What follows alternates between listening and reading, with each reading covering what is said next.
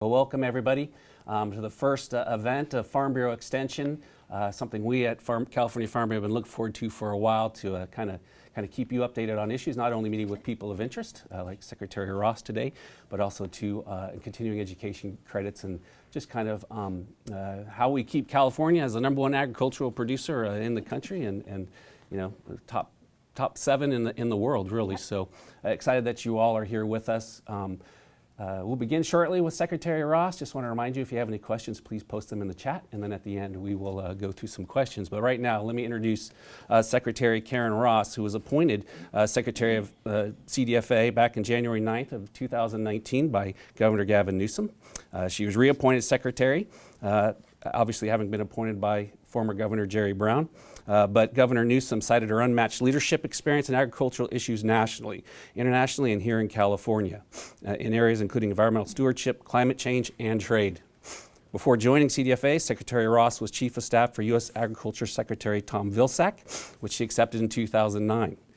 Secretary Ross is obviously passionate about fostering the reconnection of consumers to the land and the people who produce their food, and to improve the access of all California citizens to healthy, nutritious, California-grown agricultural products. Of course, celebrating their diversity and abundance and serving local, national, and global markets. Secretary Ross has strengthened partnerships across government, academia, and the nonprofit sector in the drive to maintain and improve environmental stewardship and to develop adaptation strategies for the specific impacts of climate change. She has initiated programs to provide greater opportunities for farmers and ranchers to engage in sustainable environmental stewardship practices through water conservation, energy efficiency, and nutrient management, as well as ecosystem services. She has worked to provide greater access to farm fresh foods at school cafeterias through CDFA's Farm to Fork program. Secretary Ross grew up as a 4-H kid on a farm in western Nebraska. She and her husband Barry own 800 acres of the family farm, where her younger brother, a 4th-generation farmer, grows no-till wheat and feed grains, incorporating cover crops and rotational grazing for beef production. Secretary Ross has a Bachelor of Arts degree from the University of Nebraska-Lincoln and is a graduate of the Nebraska Ag Leadership Program. She has served on numerous boards and committees in California agriculture with various academic institutions, and of course, one time the executive director there at the California Association of Wine Grape Growers, as well as the vice president at Ag Council. So someone very familiar, not only with California agriculture, U.S. agriculture, coming from a Nebraska farm, but also too in what ag associations try to do for their members and what role we play. And of course, here we are now in another tough situation. Yep. You know, we'll talk about all the issues, wildfire, drought, COVID, just keeps piling up, as well as the initiative the governor recently announced, the 30 by 30 plan. Mm-hmm. Of course, finishing up with a round of hearings of stakeholders and Farm Bureau engage and our members in terms of what we're doing.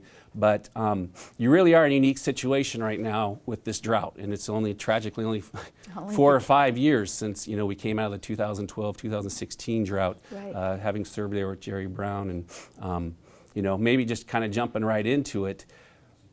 Where are we at in California now as you look in your role as agriculture compared to, you know, when you were first appointed, and of course, you know, you can even talk about your role as Chief of Staff for Secretary Vilsack back in D.C. in 2009, but then of course in 2011 when you first started, and I do believe now you're probably the longest serving Secretary of Ag in California, I would imagine. Yeah. Just don't say oldest, Jamie, whatever you do, just don't go there.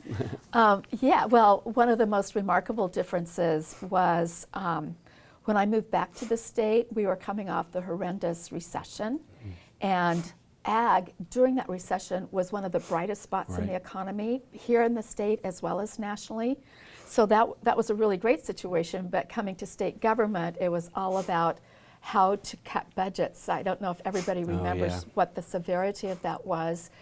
One of the things before I even started, Governor Brown had done was he convened a stakeholder process, because I told them this should not be done in a bubble. We need to engage our stakeholders because we're going to have to prioritize. What do we keep? What would be nice to have, but what do we really have to focus on? So it was really about what businesses do all the time, but government doesn't necessarily do, and that is focus on the core work that has to be done. How do you deliver it as effectively and responsibly as possible? And we had to let things go. So we lost about 33% of our general fund support in that, and part of that was to fairs, of course. Ironically, coming off of COVID and a couple of years of uncertainty in the trade situation, which is important to most of our commodities. We have a situation no one could have anticipated. We're preparing for May revise with actually dollars to invest. So how do we think that through strategically, the best places for the investments, the smartest way to help rural communities, our economy recover, and think about it for long-term, the direction we want to go with those once-in-a-lifetime opportunities. Yeah, certainly, and at Farm Bureau we'll be happy to help you with the May Well, revise, and we will engage on that. And you touch it, and it's something too to point out when we talk about the budgetary situation and the budget of CDFA. And I think even most farmers and ranchers, but even certainly the general public doesn't realize how much of your budget comes from fees and licenses that we pay in agriculture. Over 90% is industry funded. And so I can remember as those budget cuts were coming back then in 2011, there wasn't much to cut that wasn't going to cut vital programs that we needed to keep farming in California, which we all know isn't a cheap place to farm. And what we do better than anyone else, but it does seem to come at a price in terms of a lot of the programs that we do. So one of those two would be, we can go back into the drought situation and Governor Brown issuing an emergency drought declaration really around 2015, I believe. It was, 2014 it was. 13 is kind of, 12, 13 was a start. He doesn't issue it the governor doesn't issue it till 2014. And a lot came out of that. And I think that's one of the things, when we look at another drought situation, farmers do cringe and ranchers do cringe because, we see more of a burden placed on us. We saw Sigma come out of the last drought. For the first time ever, pre-1914 water rights curtailment notices were sent out. We see those. We see 40,000 of them now sent out by the State Water Board. But it comes down to, in these situations, is the ability to move water quicker, to the south where the need is greatest, and of course with whatever water we have. Now I'll tell you what's interesting about this drought is that there is less water up in our northern reservoirs in terms of availability as we've been talking to water districts up there. But is there anything that has changed in terms of what we've learned going from this drought, going from the previous drought to this drought that, that maybe will help the situation? So there are some things that are never going to change about drought, and one of them is just our engineered system and where the water historically has come from. One of the changes we have seen over the last decade and will continue to see is that we built the system for snowpack, which is the cheapest water storage any state could hope for, and slowly melts and fills the reservoirs in May, June, July, so it can be moved around for the rest of the year. And now with warmer temperatures and less snowpack, unfortunately, we're in that situation again, where we have to think through our systems around atmospheric rivers. Those few times a year where you get massive amounts of what is increasingly going to be rain or temperatures that will cause faster snow melt. How do we capture all of that in addition to the existing reservoir system? And really thinking about the conveyance to move that water around wherever it is, or what's really important for Sigma is to be able to do water banking or open field areas where you can actually capture that water, prevent floods, and use it to recharge our basins. So that's going to be structurally some changes going forward, and thinking about, in addition to storage, and also thinking about storage now. I think it's about 42 million acre feet of reservoir storage we have, but the capacity for underground storage is about 400 million acre feet. So thinking through how to get as much as possible underground and still be able to move it around are going to be some of the factors we have to think about going forward. But at the beginning of the last drought, we waited and waited, and in some cases we were criticized because plans had already been made. It's hard for people who are not in farming to think about, we used to do seeds and now it's more transplants, especially in processing tomato. So you've already made the investment in the greenhouse, and so doing earlier notification, earlier planning, and continuous planning for drought, which we have literally been doing. Just going through the exercise of the water resiliency portfolio reminded us how important it is to be constantly planning, to think about early notification, and to think in a more integrated way. So I would say, as much as Governor Brown said, flatten the silos, work together, we even take more integrated approaches on some of these big natural resource issues now than we did then.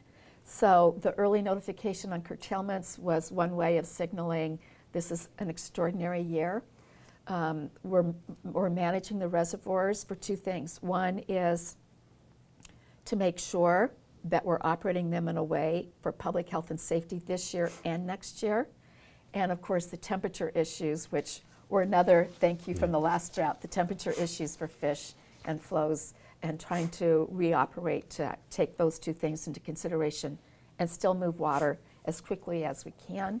DWR spent a lot of time since last summer really improving their transfer process so that we can move the drops of water that are available. There's just less for transfer, and it's a grim picture. Klamath, we know. Right. Russian River watershed, we know. And the Central Valley. It's a very grim picture. And certainly, and you mentioned, about what droughts are able to do in terms of elevating how we address it and moving forward. One of those things that we had that was, I think was a win for agriculture, and it was a great effort really led by Governor Brown, and that was Prop 1. We saw that ballot initiative pass with over 60% of the vote. And then Governor Brown and Farm Bureau and the other ag organizations participating in that were very open that it was about more storage. And so out of that, we've seen the different projects that are out there. Sites seems to have gotten the most funding because it seems to be further along. We hope maybe to do one of these interviews with the JPA or the people That'd be behind great. sites to kind of see where they're at. But the thing about drought too is it is an opportunity to raise public awareness. In agriculture, farmers and ranchers, we deal with weather risk. That's what we do, every right? day. I've repeated over and over to many people that the hallmark of successful agriculture is the ability to deal with climate risk. And it changes, and we know that 40 out of the last 100 years, drought Right. situation. And it was ironic that in 2017, when Governor Brown declared the drought over, we saw that massive flooding happen, shutting down I-5 and the flooding on the Sacramento River, and even the offices of the Sites Reservoir Project being flooded. Yeah. And that is sort of you can imagine that frustration. It really pointed to the need for that rainfall. But we also know during that rainfall season too, when we talk about the ability to move water or to store it at that critical time, unfortunately, that is the critical time for the endangered species as well in terms of moving water through those pumps, which in some ways puts the CVP maybe at a bigger disadvantage than Oroville traditionally was with the snow, 90% being dependent on snow. Right. Coming later in the year, they could avoid that. Yeah. So in agriculture, we took those proactive steps in putting forth Prop 1. Really, voluntarily look at our rice farmers and what they're doing in terms of in-field research and water, and maybe just more water going down the river isn't just the answer, that there has to be, pulse flows or just habitat development, and what does that do? But we also know too, of course, with, the biological opinions and the famous Wanger ruling back then, that we need a little more flexibility, and science changes, and we should be challenging science to make sure it's what's best for people and the species. So we saw maybe a potential in a new biological opinion in the last administration, Department of Interior, and of course instantly a lawsuit filed by then Attorney General Sarah. Is there any talk or is there any engagement? Do you get to engage with the other secretaries in terms of what all the time. How, if now with the change in administration in DC, are we revisiting the science and shoring up the science if it's there of what we've been doing? So I would say there has been, at the highest levels, extensive engagement around this set of issues. And there has been a lot of collaboration between the federal agencies and the state agencies. All of the right people are being engaged in that. And in fact, one of the reasons there was not the immediate need for the declaration of drought was because the federal project and the state project were able to align their operations. And what was a big driver of the drought declaration and the emergency situation that Governor Brown declared was the need to address the pumping issues. And so the operations of the state and federal system moving water through the Delta became the issue, as well as salinity issues. Right. Now, we're prepared to do that, but we feel with the alignment we have currently, thanks to the ongoing work that started the minute the president took office, we are aligned for this year and can operate the system. And in fact, a number of the transfers are going to be using the federal system this year. And that, combined with the ability to improve the transfer process, put us in a good place. But the recognition that drought never affects everyone equally at the same time, the need to really think through what's happening in Klamath, Russian River, and the Central Valley in particular are what we're having the current discussions about. And they're very intense the last few weeks. Yeah, and I know that, in terms of that joint operating agreement, really dealing with the cold water fisheries, important when it comes to our salmon runs, and that operation between Shasta and Lake Oroville. The state has really picked up a lot of the space, which is why Oroville is probably a little further down than it should have been.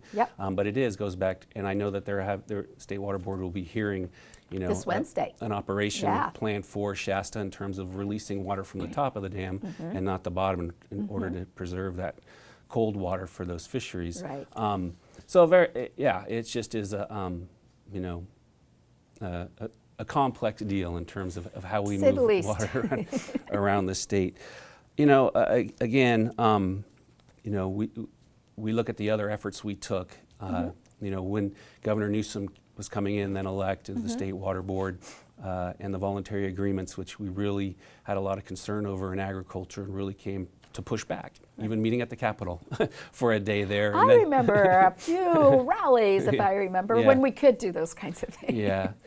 But, of course, Governor Brown and Governor-elect Newsom, of course, saying, slow down, let's go with these voluntary agreements. And it just, we stepped up in terms of what we could do voluntarily to make, to address the environmental needs, but also provide for our farmers and also our communities.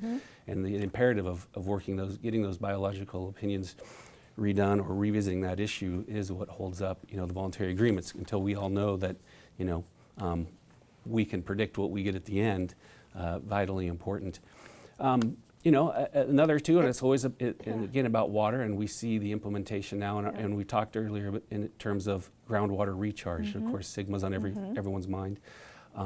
We know what that will mean for the valley. Up to 1 million acres potentially could be at risk. Billions of dollars a year, and around I think I saw about 188 to 100,000 jobs could be affected, and that interconnectivity. Of that, and with the last drought cycle and groundwater, we saw subsidence that reduced the Frank Kern Canal, an important canal for groundwater recharge there in the valley by 60% in the Frank Kern's case. That it's been a big effort to get that back online as we address groundwater, but yet here's more infrastructure that we can't seem to get fixed, but maybe there's a solution coming up down the road. So, if I could go back to the voluntary agreements, because again, last week, 2 full days of parties at the table with all the right levels of government, the tributaries, the contractors, everybody at the table, and they are very, very close, because Governor Newsom's made it very clear that he thinks VAs are the way to go, that we have to change this paradigm, and that it's not a silver bullet. As you've already mentioned, it's water, and that's important, and the flows, but what about functional flows? What about habitat? What about upstream and downstream other options? What about the investment in science? Because especially if we do VAs, that's a 15-year a period of time. Have we invested in the right kinds of science and the governance structure to be able to do adaptive management? This is the once, I think, in a lifetime opportunity to really sincerely engage and build that trust to manage differently and hopefully better for ecosystems, communities, farming, and the economy. That's hard. We have equally compelling beneficial uses. So it's not one thing, it's that all of the above kind of approach, but I'm very optimistic on how close we are on voluntary agreements, and And so I just think that's going to be very important, because that's also informative for how we work together in the valley to really think through inclusively about where all those impacts are, how can they be mitigated, how do we identify alternative land uses if it comes to that. Obviously, I come from agriculture. I want to minimize the acreage that has to be fallowed. I want to think through, at large about how dependent the rural county communities are on ag. One of the things I remember most from the drought is, ag's just 2%, 4% of the economy. Right. Well, part of it is we have one of the most diversified economies ever, and few sectors are a double-digit contributor because we have such a diverse economy. But agriculture is a renewable resource. Every year there's money being invested in planting and harvesting and shipping product that's putting dollars, they're churning in our local economy. They are creating jobs. And I love to remind people, whether you work at the port or you work in downtown San Francisco in marketing or packaging or regulatory compliance, that all started on a farm, in an orchard, in a pasture. That's what we do. We're renewable, and we're generating that every year, year after year. Sorry, had to get on my soapbox about that one.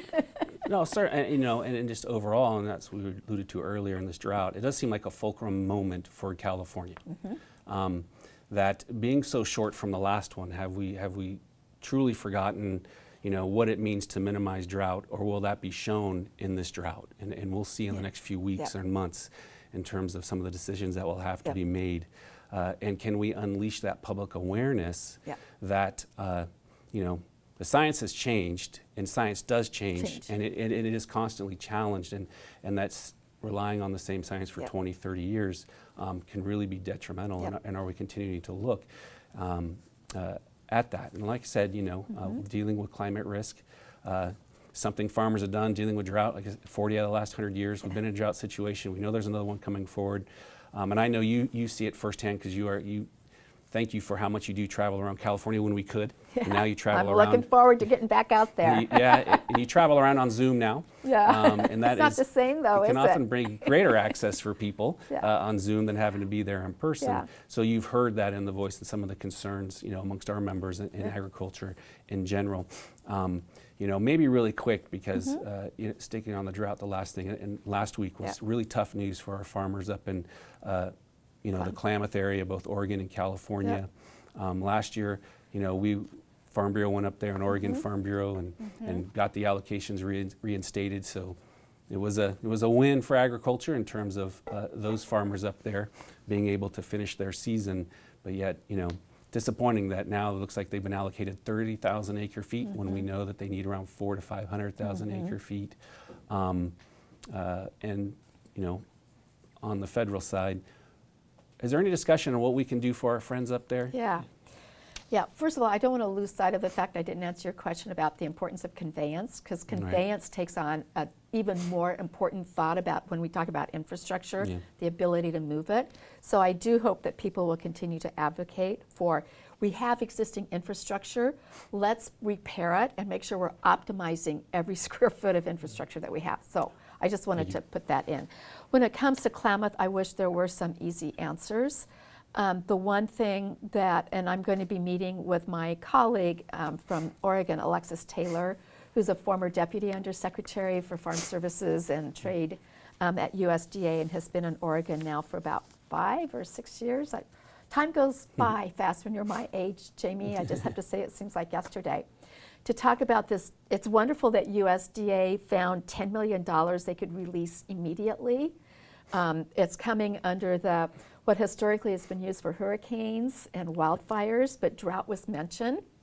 The criteria have to have been a D3 drought designation for 3 contiguous years. So going back to 1819, which does not cover the entire basin. Go figure that out. How, I don't know. I don't understand the U.S. Drought Monitor. I think it needs to be a bit more precise for Western point of view. So we're going to get together to talk about it. They're thinking about this as a block grant to the states, and what could we do with that $10 million for those farmers and ranchers that could be eligible.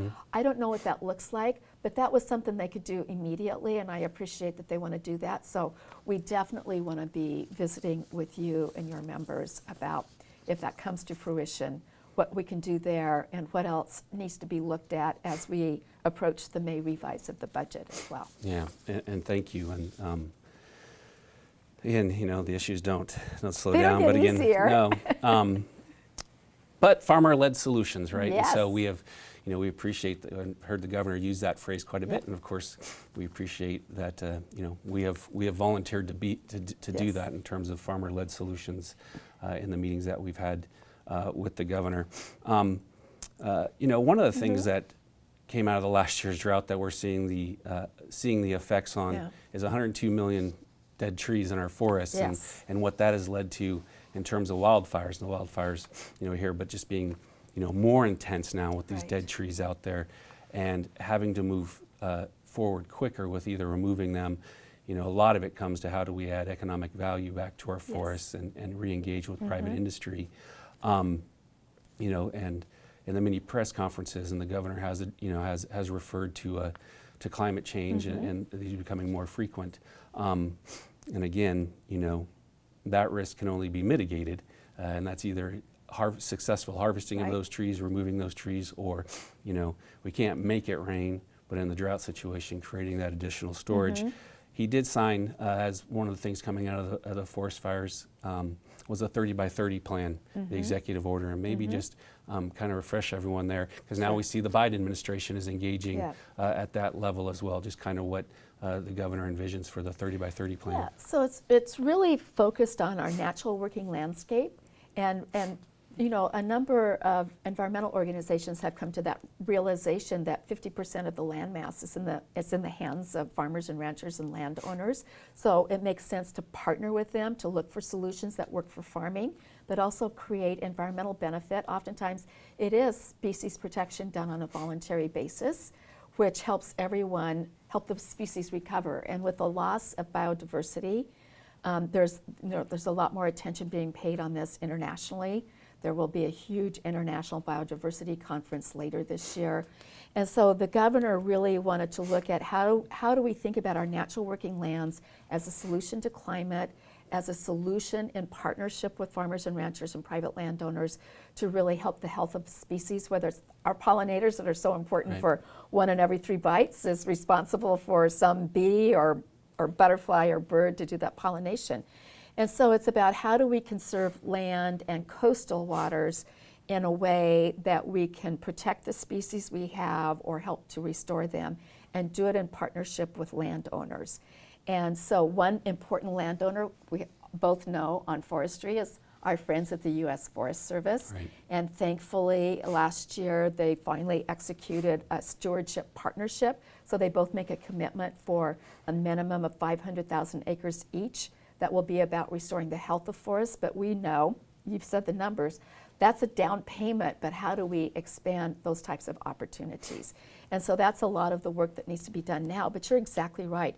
Until we can figure out how to rebuild the infrastructure for forest healthy management by investing in the mills for both large-scale operations, but the many, many small forest landowners, those families that they don't have the wherewithal to stand up their own mill operation. And then how do we get it to be used? How do we substitute it for some of the imported lumber? How do we find new uses for lumber in our building that now is being looked at more because of climate change, and people are thinking about how do we holistically look at this? Kate Gordon, who's the governor's senior advisor on climate and the head of the Office of Policy Research, has really developed some deep analysis of this kind of stuff. And how do we do that in a way for these rural communities? It could be a huge economic driver that also restore our forests and put them on the pathway of healthy forests, which does increase the watershed capacity for water being available for all of us down here on the valley floor. Critically important. No, absolutely, managing those resources, you know, because as we're seeing, if we don't manage those resources, they become liabilities. And, That's right. And it's been devastating It for our has been. families. So the management going forward, and I know that you have held a series of stakeholder meetings that we've engaged our members on to Yep. participate Thank all you for over. that, by the way. Yeah. You know, we had an opportunity at our Capital Ag Conference, which is where we do our start of our policy Yeah. development. We interviewed, a Zoom interview with Secretary Blumenfeld there at Cal EPA. I heard all about it. Yeah, good. And we appreciate that we could have those frank discussions. And we talked a little bit about the 30 by 30 and what farmers and ranchers need in terms of to make that work, and how to keep, the most important part, we talk about working lands, to make sure those lands are actually still working, right? Yes. That it isn't just those valuable farmlands aren't just put in a preservation kind of mode, Right. But that they're able to grow and adapt to a changing economy and frankly, changing consumer desires is ultimately what drives our change and should drive our change. One of the things that we talked with them about was that frustration, and I know you have to, because you sit there with, all the secretaries or undersecretaries, and whether it's CARB or whether it's State Water Resource Control Board, Cal EPA, Natural Resources, DWR, and agriculture. It's like it is like one of the few industries where everything comes together in terms of climate, people, economics. Everything has to be just balanced. I often tell people is like, we're fully aware. I mean, give me 20 acres and you bet I can change the environment on that 20 acres, either for good or bad, and the bad will put me out of business. Right. The frustration that when we see, we talk about the soil programs now, the healthy soil programs, which you have really been a champion for and pushing, and whether that's for, cover crops for pollinators or cover crops for soil conservation, erosion prevention. We look at what, CARB, fortunately, allowing Valley Ag burning to go on until 2025, gives us a little time to come up with a solution there. But we also see where we want to see greater, IPM programs enhanced there. So let's just chip that wood instead of burning it. But we can see where that conflict can come in with the cover crops. Now being a dry situation, we would have to keep those. We'd have to be watering right now, or with by not burning our ag waste, from prunings and that puts bigger stress on insects in our orchards when we just have that chipped up and mulched into the soil. So sometimes there's a conflict between what maybe is coming out of the Capitol, but what is happening when it comes to, on the regulation side, and just sort of that frustration. And, I know that you do see that. And so how does it go about, how do you bring that to the attention of another division or department? Well, one of my mantras is farming is a biological system.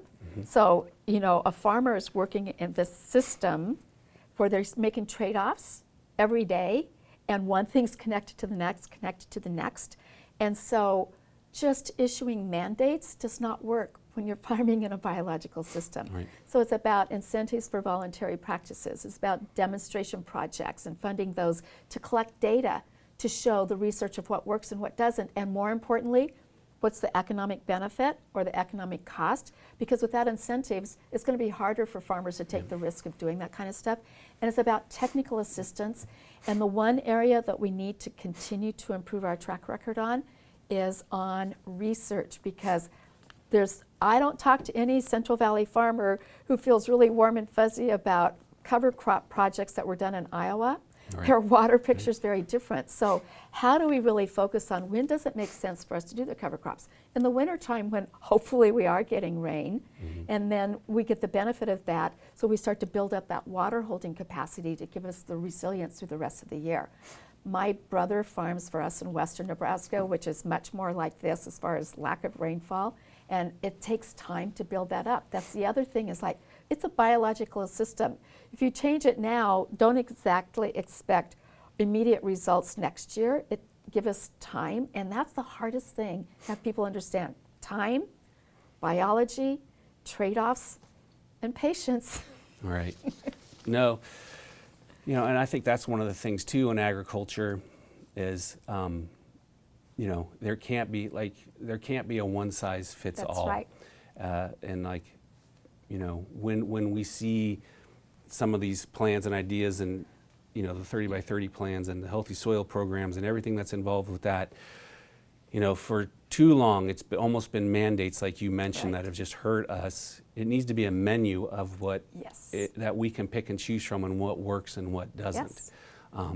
And the other thing too, starting to make us nervous now too, is that a technical assistance part of it too. When we hear that, it's like, okay, so now we're going in an uncharted area. If we need, when we hear technical assistance, is that technical assistance coming from UC Extension, or is that going to be from another inspector or regulator on our farm? But we come back to that science changing, the technical assistance that we need to adapt these programs to make sure that it works. And it has to be, field ready. Yes. Is another key aspect too. It can't just be theoretical. Exactly. But it has to be field ready. We know it works there and can move forward. And yet, one of the things maybe we can say we appreciate in January is most of the restoration from our UC Cooperative Extension. I mean, that's what Farm Bureau was literally founded on, over 100 years ago, was to bring that new technology to the farm level to make a difference. And then, of course, grew into an advocacy organization. But,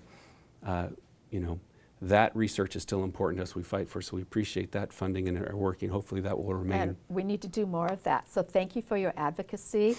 Honest to God, I think people at Department of Finance think I actually work for Cooperative Extension because I talk about it so much.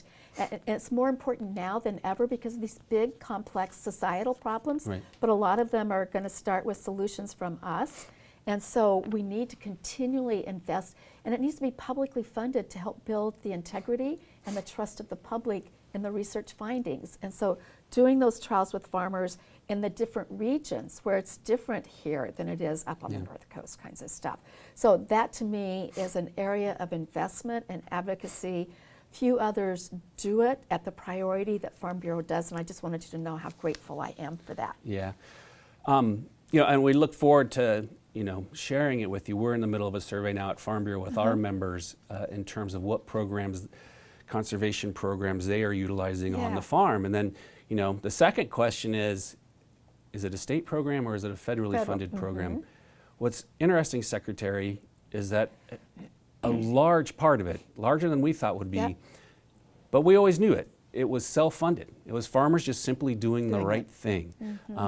And are doing the right thing. We mentioned about maintaining biological diversity and species habitat, and great example of that was the voluntary efforts of the tricolored blackbird in the valley and our dairy farms down there. But the hesitancy is that once government gets involved, the voluntary thing all of a sudden becomes mandatory, and then you lose that partnership with the private industry that government is in more need of. To happen. I want to, if you guys, hopefully everyone in there is remembering to, if you have questions, to put it on chat. I know that we have some, so I'll get some note cards. We have plenty to talk about here. Like we could go on another hour before we get to that. Maybe real quick, and let's just talk about the funding, the new funding the governor announced, $536 million for home hardening and wildfire mitigation efforts and attempts to do that. Where do you see agriculture involvement in terms of wildfire prevention and the roles that we can play? Certainly you are the only quote-unquote ag organization that also includes the small family forest landowners. A few other ag organizations think of themselves as being in forestry. So your voice in this is absolutely critical. The other voice that's really important here is the voice of cattlemen and the importance of rangelands, but also those opportunities for vegetation management. Obviously, you've got sheep herders and people who grow lamb and wool, the cattle industry, and goats are becoming an increasingly important part of our livestock sector. So I see that as a really important leading edge thing, and there's a lot of reasons to be actively engaged in that, to have others understand the importance of grazing, because there's still some, preconceived notions from the 60s and 70s or 80s that continue to be barriers to really taking a look at what are all the solutions and how do we create those opportunities there. I think really focusing on many, many small forest landowners being able to come together for shared milling capacity. The infrastructure, again, is going to be important on that. But also there's a lot of second home landowners that may not be as committed to the hardening and helping to create buffer zones. I don't know how do we address that. so that they understand the importance of their agricultural neighbors who are there year-round that may be providing some of those kinds of services that they need to be engaged in as well. I mean, I just think it in a very simple way, but I also look at the practices of the regional fire councils. Right. Have really done great work. And again, here's a space, seems somewhat newer. UC Cooperative Extension is being looked to in a major way because of really helping people understand how we can safely do prescribed burns. You know, going back to our Native American legacy landowners of helping us understand how to do those kinds of practices and to do them safely. We have a lot of preconceived notions that we still have to break through on some of those issues, though. And we saw on the source fire, and you bring up the prescribed burns, and you know, going back to more of that, and we saw how the fire interacted. I know you know Dr. Dave Daly very well there at Chico State. Heartbreaking story. Yeah, and you know his recent update there. Yep. And and that's up in Butte County, of course, where my farm is at, the northern complex, the Bear Fire, and then we saw. You know, down in Fresno and Shaver Lake, and the forest management that went on there that they say probably saved the town of Shaver Lake. And that forest being run by a utility company down south. You know, a lot we're seeing too is hopefully we can get to, and I've heard from many of our members who serve on their fire safe council of projects that have been on the books and trying to go for, you know, 2 or 3 years and not being able to get around all the environmental regulation and legislation. So hopefully very soon we can begin to take a bigger look at that and why is this working in this area but not working over here? How do we transfer those good practices? And who can afford it? But looks like we've stimulated a bunch of questions there, doesn't it? Yeah, we can. So the first question. Just the easy ones, though. Yeah. I promise. Well, we're going to go all the way back to where we started. If a state or local drought emergency is declared, what are the pros available to ag through CDFA and other programs? Yeah, so that's yet to be determined. Obviously, we would really, and the governor did propose in the January budget $40 million for our on-farm water use efficiency program, which actually is our very first climate smart ag program, which the Governor Brown then stood up in 2014 and continues to be our most oversubscribed program. So that is one. The governor's budget also proposed grants for SIGMA implementation to the groundwater sustainability agencies. And so I think with May Revise, we want to look at what other opportunities are there to provide the kinds of assistance, or if you've got suggestions, it's time's ticking. So maybe we could talk afterwards offline and you can tell me the best way to spend a few $1 million is. Oh, certainly. Happy to. Many counties are facing very costly dam repairs. The local communities will be hard-pressed with COVID to pay for it. Will federal infrastructure funding be directed to help improve water storage facilities? And I think that brings up, and we didn't talk about it, and we should, and not to minimize, what we just went through in agriculture with the COVID and are still going through in the shutdown. Hopefully, in June, as the governor says, that everything reopens. But we, and I think that we're coming out of an economic crisis like COVID and the shutdown, and now going into a drought situation, which is another economic shutdown back to back. And we had that funding there for code for a lot of farmers, whether it was a paycheck protection program, CFAPS 1 and 2, the food box programs, a lot of assistance coming there.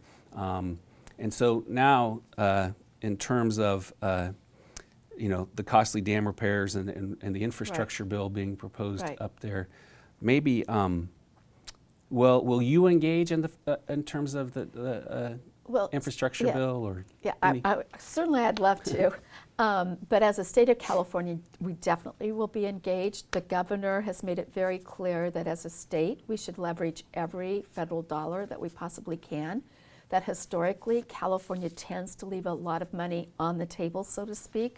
So I think the infrastructure bill is a very important one for California to weigh in on from both the private sector, water infrastructure, transportation infrastructure, and as a state. And the more that we can be aligned on some key projects or concepts, the more important it's going to be, because our delegation happens to have some very well-placed people. I've noticed that some of my phone calls seem to be getting returned faster, and I think it's just, people's perception that, oh, the vice president's from California, but for once, California may be able to actually do a smarter job of leveraging dollars because we happen to have a lot of people that are in very important key places. And so let's work together on that. Yeah, and certainly, and again, can't say it enough, but a focus on more storage and repairing that infrastructure, Yes. which helps us Absolutely. with Sigma. And actually, this next question: drought years like this cause farmers to lean on their wells when the ditches go dry. What do you think the long-term effects of Sigma will be on this fallback, and what can we do to improve? Yeah. So there's no doubt that the worst case scenarios are that we aren't able to sustainably restore our basins, and that if it continues the way it is, then there'll be nothing else left to do except permanently fallow as opposed to rotational fallow or finding other alternatives, which is why it is so important that we use this time with the plans, and I'm very hopeful we'll start to see plans coming out from DWR so we have a sense of what do they deem adequate or not to give us that kind of signal, is really thinking through what is possible for groundwater recharge and other mechanisms, including improving the delivery of water, so we're delivering optimal amounts in the wintertime when we have opportunities for recharge, really thinking that through as an integrated water system. I mean, conjunctive use is nothing new to farmers and ranchers, right? Right. And we want farmers and ranchers to continue to be able to manage that way going forward, but we have this added pressure but over time we have to see that we're bringing that aquifer back up. That's our savings account. I don't want to be the one that's accused of stealing the future from the next generation and the generation after that.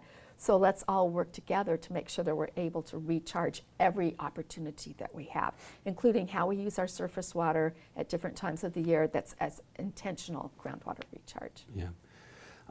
Thank you. And again, I mean, ultimately, right, this is kind of the ultimate question. I'll check the time. I think we still have a little more time if there's any more questions over here. But how can California farmers remain competitive when produce is being grown nearly year-round in other countries? The regulatory costs are astronomical, and consumers don't make that distinction.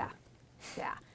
Well, that's my pet peeve, isn't it? It's like I'm all about California grown for all the reasons that consumers have told us that we grow to the highest environmental standards, we grow to the highest worker safety standards, we do all this, and it's some of the most nutrient-dense food, but we also know that some of our own farm families, not because they really want to, but for resiliency, droughts, and other things, they're looking at other places to grow to supplement what they're doing here. And so I hate to say it's inevitable, but that's where I think it's really important that we do communicate more frequently what you do every day.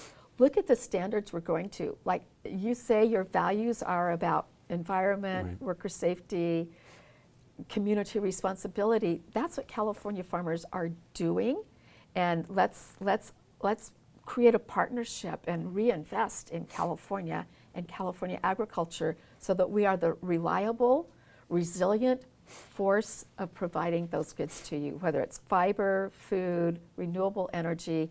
It's all it's doable on our California farms and ranches.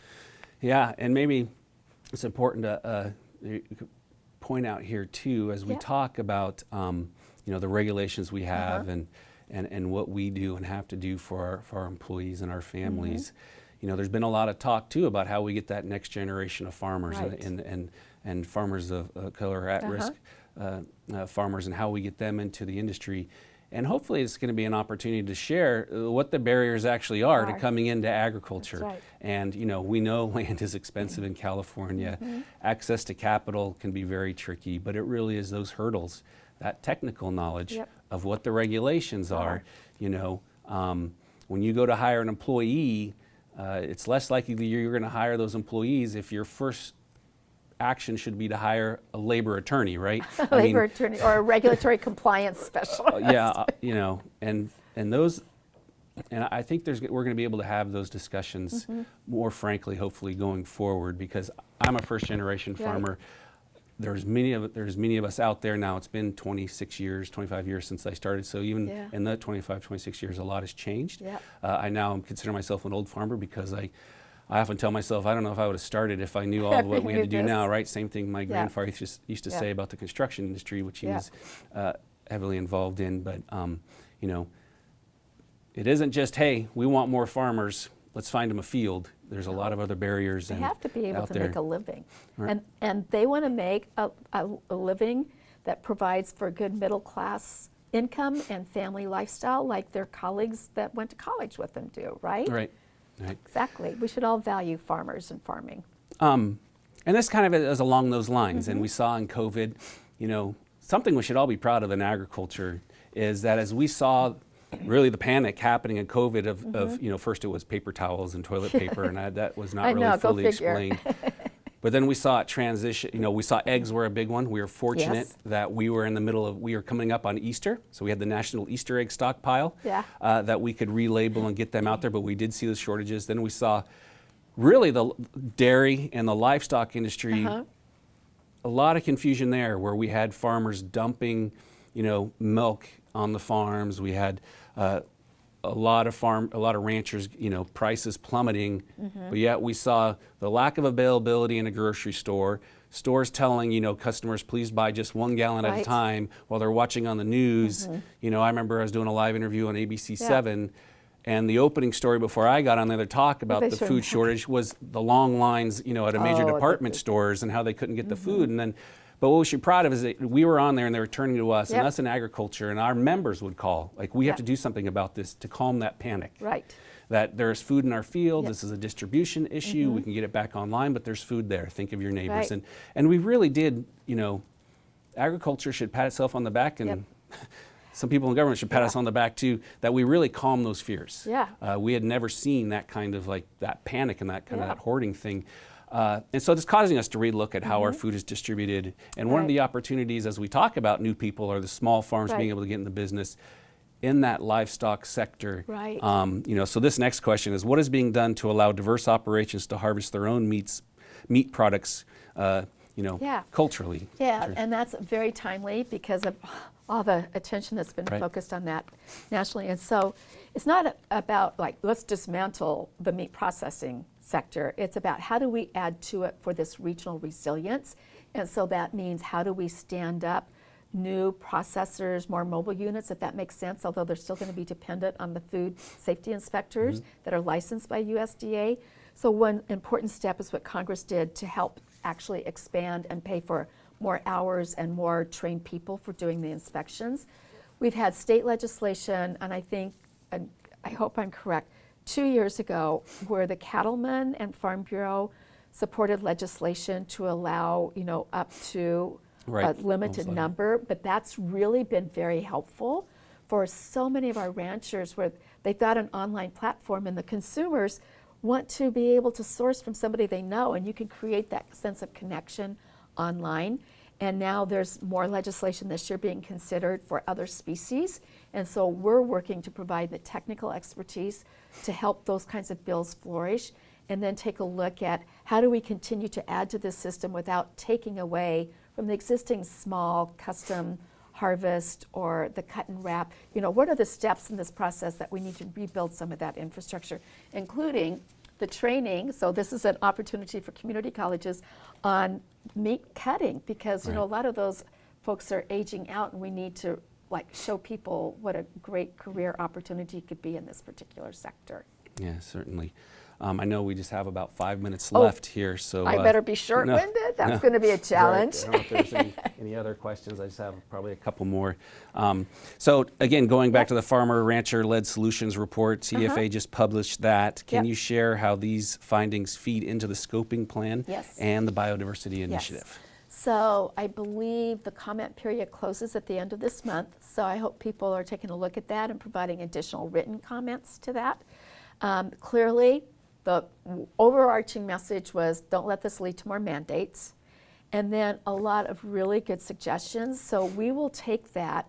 It will be shared with all of our sister agencies. We will use that as our platform, both for our technical working groups, where it's mostly our scientists as well as at the policy level of being able to say, this is directly from the community that can be part of the solution, and they want to be. And so we can use it that way. And then we will also use that for the work that's happening at the Resources Agency on natural working lands, the 30 by 30 goals. And it's ready-made, but I was really thrilled to see USDA decided, hey, that's a good idea. Let's listen to farmers and ranchers. If we don't see a lot of comments from California, we'll use our report to inform what's happening at USDA as well. Yeah, and I meant to ask you that is an opportunity with what we're doing and seeing at the national level Yes. now, that I hope that they are engaging you, and I know we are working with American Farm Bureau and telling them, hey, let us give you our experiences Yes, of what works exactly. and what doesn't work. And the farmer-led solutions. The first thing is, as we shared with the governor, kind of the recovery process step program as we met in Fresno when he first came on as governor, and that was farmers want to be part of the solution. Yes. But the solution, part of that has to be farmer-led, and then we have to give it time. So, Yes. why sometimes we see like dates in a regulation like Right. 2030 Yes. or electric vehicles 2035.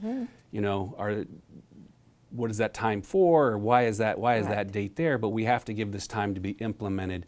And then, of course, we have to work the science, as we've been saying constantly work the science. So Yes. I had mentioned one of those efforts, that farmer-led solutions, when it comes to voluntary agreements and how we manage water and how we habitat enhancement for our Yes. endangered species such as salmon. So has CDFA embraced opportunities for non-flow conservation measures in protecting fish species, such as the salmon, Yeah. food and habitat in the rice Well, fields? certainly it's something that I talk about a lot, because when you look at northern Sac Valley and what rice farmers did, they had a problem, and they voluntarily said, we want to phase out ag burning because our neighbors in Sacramento don't like it.